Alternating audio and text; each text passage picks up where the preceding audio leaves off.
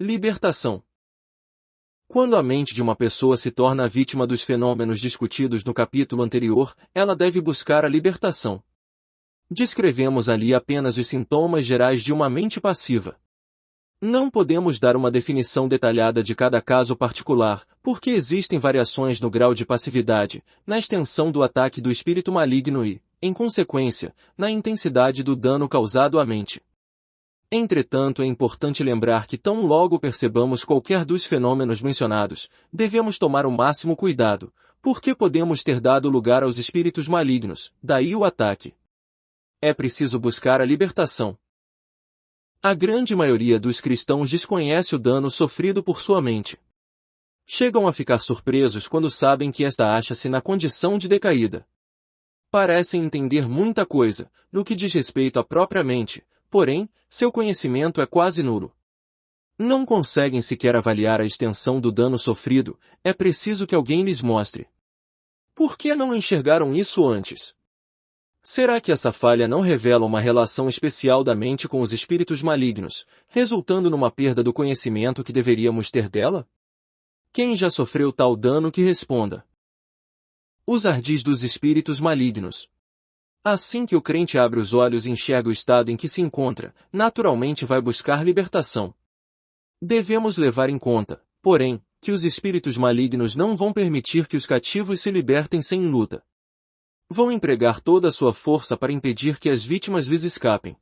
Vão fazer sugestões mentirosas para servirem como desculpa, tais como: aqueles pensamentos bonitos que de súbito lhe ocorreram provêm de Deus. Aquelas revelações que vieram como lampejo são fruto da espiritualidade. Sua memória está fraca por causa de sua saúde precária.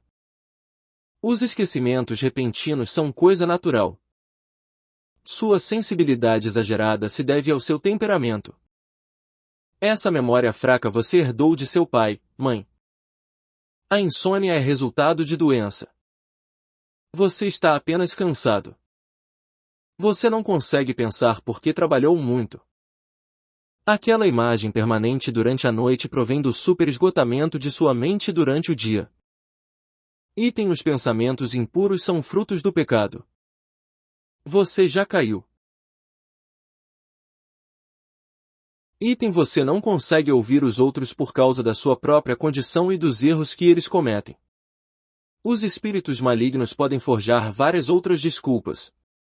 Precisamos reconhecer que estamos sendo realmente atacados, e que de fato nos afastamos da normalidade. Se não fizermos isso, o inimigo vai empregar essas e outras desculpas semelhantes para ocultar as posições que ocupou em nossa mente. A verdadeira razão, porém, é que a mente se encontra passiva e vazia, por isso espíritos satânicos a ocupam. Esses fenômenos são um efeito da operação perniciosa desses espíritos. Admitimos a possibilidade de que haja mesmo algumas causas naturais contidas nessas desculpas. Entretanto, o que a experiência de muitos crentes confirma é que as potestades das trevas operam com extrema sutileza através das causas naturais, chegando a enganá-los. Convence-nos de que as causas naturais, como o temperamento, as condições físicas e ambientais, são a única explicação, e eles se esquecem totalmente da mistura sutil produzida pelos espíritos malignos. Estes se comprazem em ocultar suas obras por trás de alguma causa natural.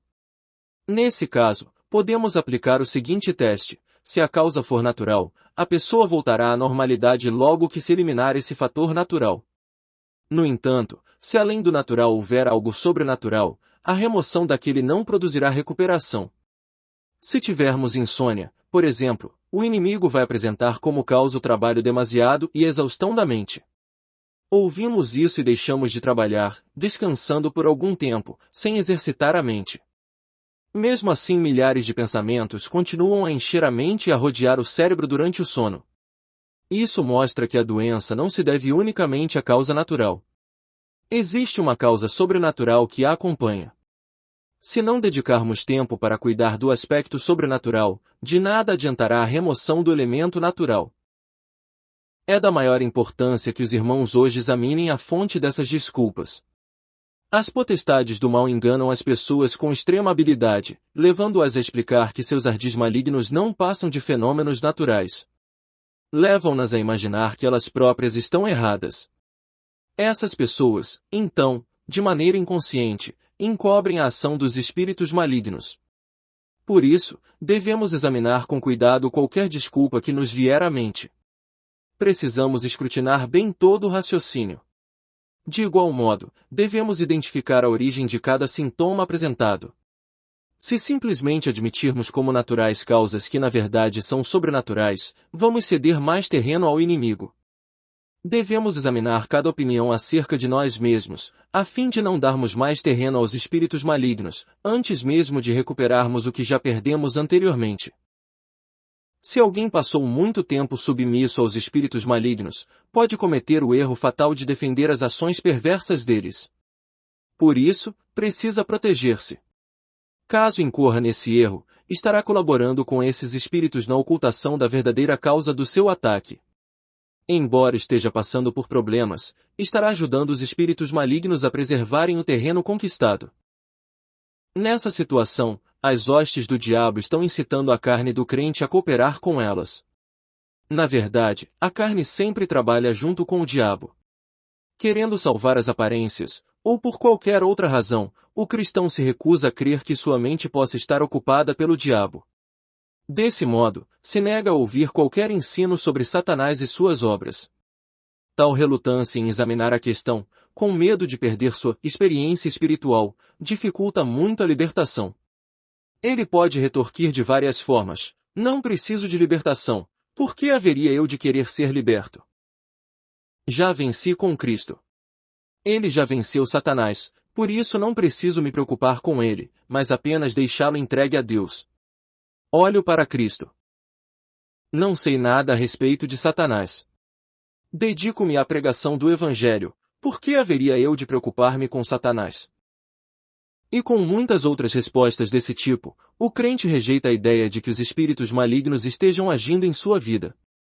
E se alguém tenta ajudá-lo, ele pode até mesmo dizer: tudo bem. Resista por mim e ore por mim. Quem fala assim não está sendo sincero. Simplesmente deseja ficar tranquilo, enquanto outros lutam pela sua libertação. Aqui, então, devemos perguntar por que alguém haveria de fazer objeção a aprender algo sobre Satanás e suas obras. Seria pelo fato de Satanás ter agido na mente da pessoa a ponto de causar-lhe receio de enfrentar a situação, temendo que ela venha a ser exposta? Na verdade, quem reage dessa maneira está familiarizado com muitas coisas referentes ao diabo e não se preocupa em saber de mais nada. No entanto, o Evangelho de Jesus Cristo salva as pessoas não apenas do pecado, mas do diabo também. Por que, então, temer a menção do inimigo ao pregar o Evangelho? Não parece o caso de uma pessoa que cometeu determinado crime e fica com medo quando alguém se refere a ele? Devido à sua preocupação com o diabo, o crente sente-se mal quando outros o mencionam. No fundo do coração, ele abriga o temor de que sua verdadeira condição seja revelada. Suponhamos que eu esteja realmente oprimido por espíritos malignos, declara ele com seriedade, aí então que eu vou fazer neste mundo? Apesar de dizer isso, o que na verdade ele está procurando é encobrir-se e confortar a si mesmo. Se, porém, o crente recebe e aceita o ensinamento e começa a buscar libertação, os espíritos malignos começam a atacá-lo. Passam a derramar inúmeras acusações em sua mente, responsabilizando-o por toda sorte de erros, condenando-o e repreendendo-o com tal fúria que não lhe sobra energia para recuperar o terreno perdido. Eles sabem que o crente agora está informado e que assim não podem mais enganá-lo. Por isso mudam de tática, utilizando uma cadeia incessante de acusações. Você está errado, você está errado.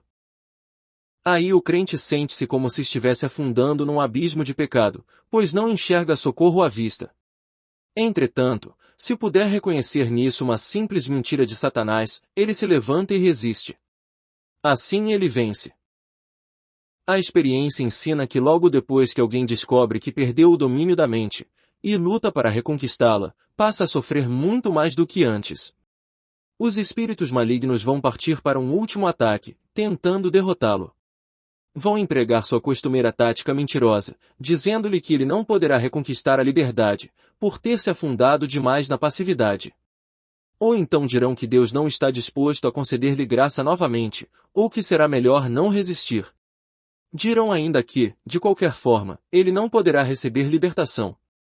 Por que, então, aborrecer-se com esforço e sofrimento? Todos nós, porém, precisamos saber que não devemos viver pela graça satânica. Devemos possuir a liberdade, mesmo que tenhamos de morrer para reconquistá-la. É impossível alguém cair na passividade a ponto de não poder mais ser liberto. Deus é por ele, e ele poderá ser livre, sim. Conhecendo a verdade e reconhecendo que sua mente nunca foi liberta do poder das trevas, ou que o foi apenas em parte, o Filho de Deus naturalmente se levantará para batalhar contra os espíritos malignos, procurando destruir a fortaleza que eles edificaram em sua mente. Ele descobre, então, que as armas de guerra devem ser espirituais, pois as da carne de nada valem. Ele não pode libertar a si mesmo apenas tomando resoluções, ou adotando medidas para melhorar sua memória ou seu pensamento. Sua mente está cativa de poderes sobrenaturais, os quais ele não pode expulsar nem destruir por instrumentos carnais. O crente nunca imagina que os poderes das trevas possam ter usurpado sua mente de modo tão profundo. Ele só consegue enxergar isso quando entende a verdade sobre sua condição por si mesmo e se prepara para reconquistar o território perdido que essas potestades ímpias irão, igualmente, defender a todo custo. O Filho de Deus passa, então, a ver como sua mente está escura, embotada, passiva e fora de controle. O diabo fará de tudo para torturá-lo com ameaças, para evitar que ele tome qualquer atitude no sentido de recuperar o espaço cedido a Satanás. Com isso, ele convence o crente mais do que nunca de que sua vida mental é definitivamente uma fortaleza do inimigo e que ele não tem nenhum controle sobre ela. Ele percebe que o adversário tenta impedir que entenda as verdades que deseja aprender, pois é capaz de se lembrar de assuntos não essenciais, mas totalmente incapaz de compreender ou se lembrar dos que são vitais. Sente que, em sua mente, existe uma força contrária à verdade que ele já aceitou. Agora começa a guerra pela libertação da mente. Será que o cristão vai conformar-se em permanecer como fortaleza dos espíritos malignos? Se não for, quem deve resolver o problema então? Deus? Não, é o próprio homem. Ele deve escolher entre oferecer-se inteiramente ao Senhor ou permitir que o mecanismo de seus pensamentos continue sendo um objeto nas garras de Satanás. Vai continuar dando permissão às potestades das trevas para utilizarem a mente de um servo de Deus? Para derramarem seus pensamentos pervertidos através da mente desse salvo? Os espíritos malignos poderão encher a cabeça dos crentes com pensamentos que procedem do fogo do inferno? Podem propagar seus ensinamentos à vontade, através da mente do cristão? Poderão resistir à verdade de Deus manipulando a mente do remido? Poderão prejudicá-lo, atormentando-o através da mente? É o próprio cristão quem deve decidir. Será que ele deseja continuar sendo uma marionete nas mãos dos espíritos malignos? Ele tem de tomar essa decisão. Caso contrário, não haverá possibilidade de libertação.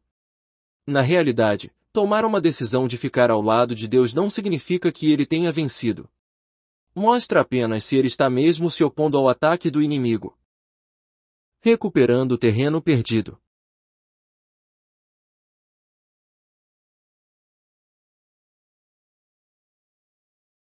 Lembremo-nos de que os espíritos malignos conseguem operar na mente do cristão porque este lhe cedeu o terreno.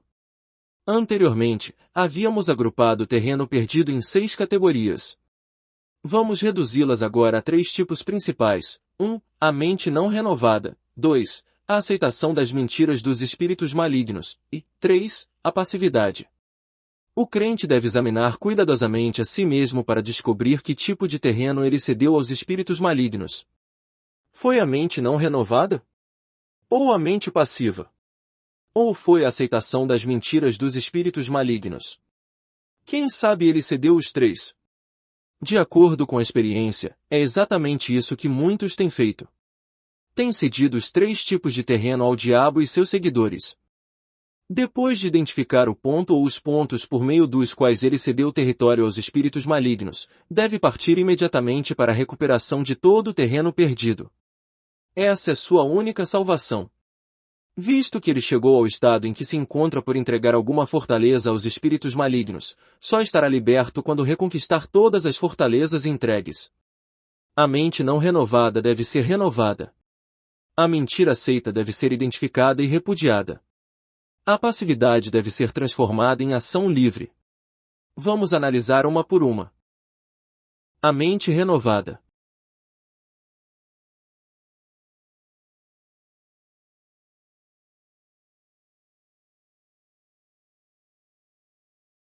O que Deus quer, por ocasião da conversão, não é apenas uma mudança na nossa mente.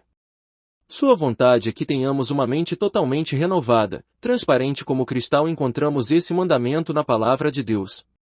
Satanás opera no cristão porque ele ainda não foi totalmente liberto da mente carnal.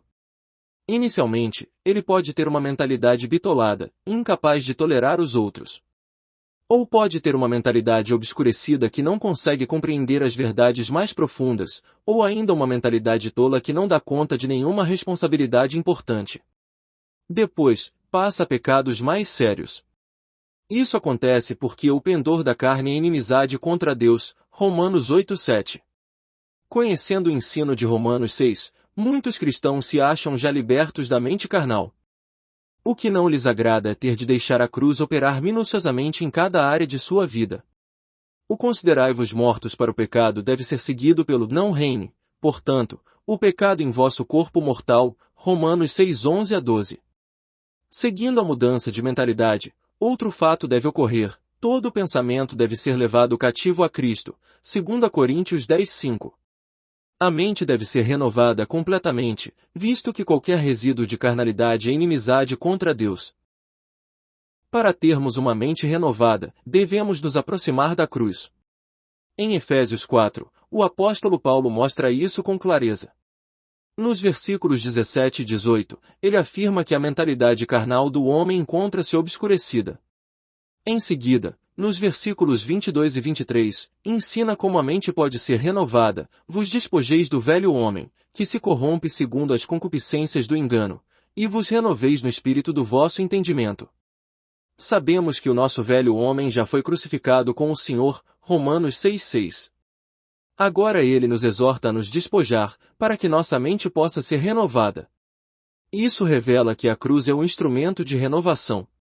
O crente deve compreender que seu velho cérebro também é parte do velho homem, do qual Deus quer que nos despojemos completamente. A salvação que o Senhor comunica através da cruz compreende não apenas uma nova vida, mas a renovação de cada função da nossa alma também. Precisamos ir pouco a pouco desenvolvendo essa salvação, profundamente arraigada em nosso ser. Os cristãos hoje cometem uma falha grave, quando não percebem a necessidade de salvação para sua mente, Efésios 6:17. Concebem a salvação em termos vagos e gerais. Não reconhecem que Deus deseja salvá-los completamente, de tal modo que todas as suas capacidades sejam renovadas e adequadas para o uso do Senhor. A mente é uma das capacidades naturais do homem. Deus nos conclama a crer que o velho homem foi crucificado. A partir daí precisamos aceitar sinceramente o julgamento divino para com o velho homem e exercitar nossa vontade para resistir a seus feitos, despojando-nos deles, inclusive dos antigos pensamentos. Devemos chegar ao pé da cruz com o desejo de abandonar a mentalidade tradicional, confiando que Deus vai nos dar uma nova mente. Irmãos, precisamos nos despojar da velha mente de modo completo. É claro que essa renovação é obra de Deus, mas o despojar-se, negar, abandonar do velho órgão do pensamento é tarefa nossa. Se realizarmos nossa parte, o Senhor fará a dele. Se nos despojarmos de fato, poderemos então acreditar que Deus vai renovar nossa mente de maneira completa, mesmo sem sabermos como. Muitos são os filhos de Deus que, embora salvos e possuindo uma nova vida, continuam carregando a velha mente. Não houve nenhuma mudança nas suas antigas teorias, nos seus processos mentais e nos seus preconceitos.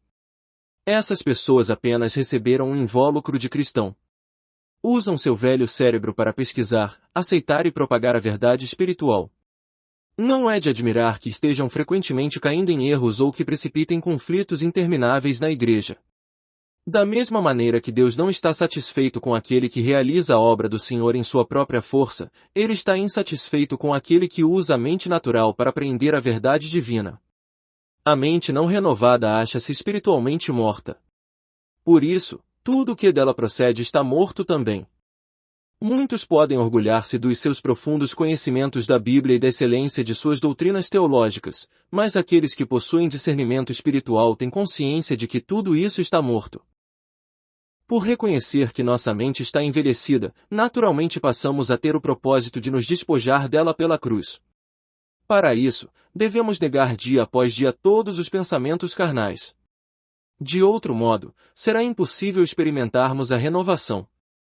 Como é que Deus pode ter sucesso em sua missão de renovar nossa mente, se continuarmos ainda pensando segundo a carne? Com paciência e determinação, devemos examinar todos os nossos pensamentos, mas do ponto de vista de Deus. Qualquer coisa que não seja dele, ou que seja contrária à sua verdade, deve ser espremida ou forçada para sair da mente.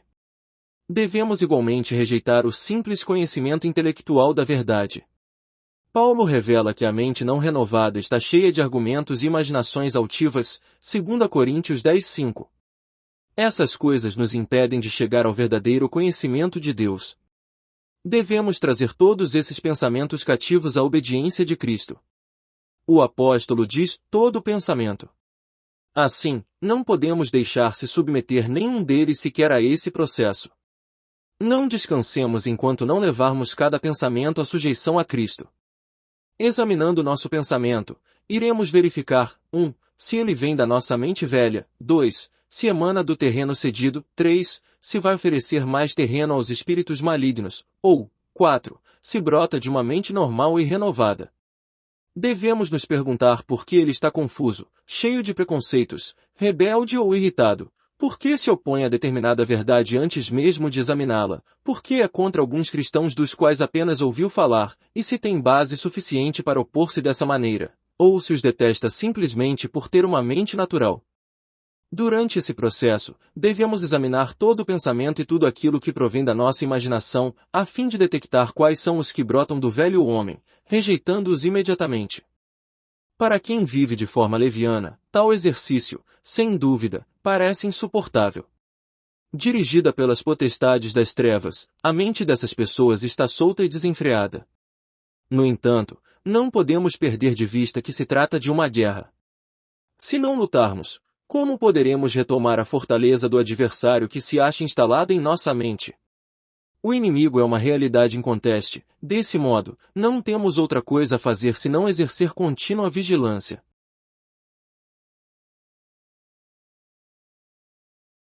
Extraído do livro O Homem Espiritual, volume 3. Vatmanei.